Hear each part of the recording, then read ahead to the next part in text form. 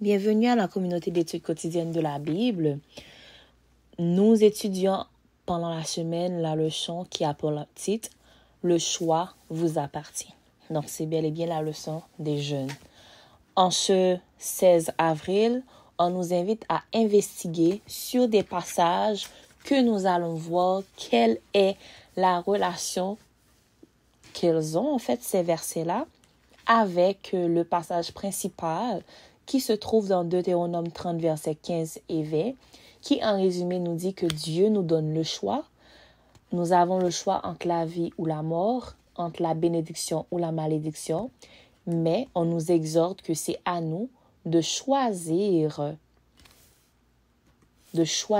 la vie afin que nous puissions vivre, nous et notre postérité. Donc, le premier texte que nous avons, c'est Marc 12, versets 30 et 31, qui, en résumé, donc tous les textes que je vais citer, je ferai un résumé de ce que ce texte dit, mais je vous invite à aller lire les textes au complet chez vous lorsque vous allez avoir du temps, mais planifiez un temps pendant cette journée-là pour lire les textes au complet. Donc, nous avons Marc 12, versets 30 et 31, un résumé qui nous dit que l'on doit aimer Dieu de toute notre âme, de toute notre pensée, de toute notre force, et aussi aimer notre prochain comme on s'aime soi-même. Ensuite, nous avons Psaume 27, verset 1er, qui dit que l'Éternel est notre soutien, il est ma lumière, je n'ai pas à avoir peur de quoi que ce soit ou de qui que ce soit. Donc, parce que je fais confiance à Dieu, je sais qu'il agira dans ma vie. Ensuite, nous avons Josué 24, versets 14 à 28. En tant que chrétiens, nous devons craindre l'Éternel, le servir avec respect, donc qui découle de la crainte, parce que cette crainte-là, c'est pas d'avoir peur de Dieu, mais c'est de le respecter et de l'aimer. Le servir aussi avec intégrité et fidélité.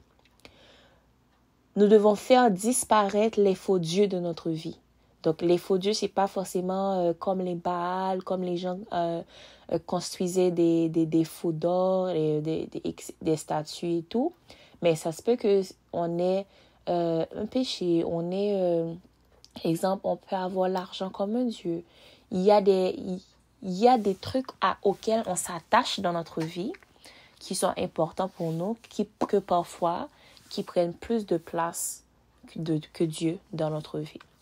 Et on nous exhorte à avoir vraiment un seul Dieu qui est en fait l'Éternel. Et dans ce passage, en fait, l'une des plus belles déclarations de la Bible, selon moi, c'est où Josué dit « Moi et ma maison, nous servirons l'Éternel ».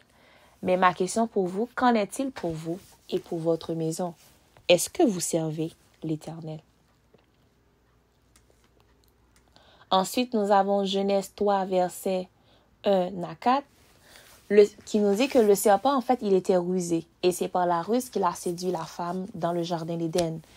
Donc, en tant que chrétiens, nous sommes appelés à être prudents, que ce soit, en fait, surtout en ce qui a trait au message véhiculé par ceux qui se disent parler de la part de Dieu.